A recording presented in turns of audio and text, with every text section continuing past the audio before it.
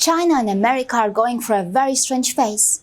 It is not a secret from anyone that America likes to lead and presents itself as a superpower which has solutions for almost any problem. But this time, America feels weak, it feels hurt, and it has happened because of a virus. A major Chinese newspaper, the Global Times, has attacked America for the approach they've used to deal with the same infectious disease that China handled so easily. The newspaper states, "All the advantages of the world's most developed country have been eroded by the pandemic.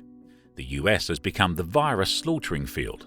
It's also one of the most dangerous sources of infections and exports a large number of infected cases to its allies, such as Australia. The severe setbacks of the US antivirus fight will drag the entire process of the world's containment of the virus." It also adds that the US is definitely second to none among all countries in terms of poor antivirus performance.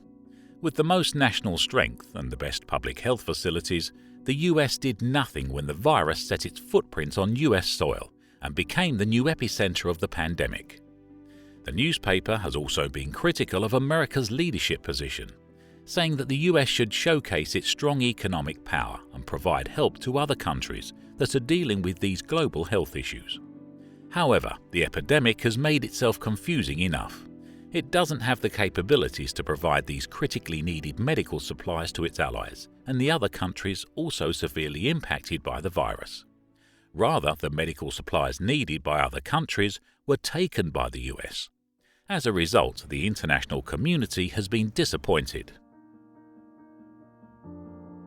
As far as the international community is concerned, it appears that it's disappointed with both the US and China.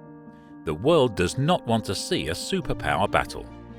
It's also tired of greed-driven consumerism that leads to globalization which centers around China.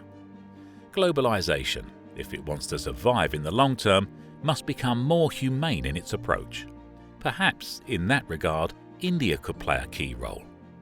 This is not the time to fight. This is the time to unite against the problem. But the world needs to be rebuilt. The current system has deceived us all. We are all exposed. We have seen how vulnerable we all are. To build a cohesive environment, trust is very important. We want to trust China too.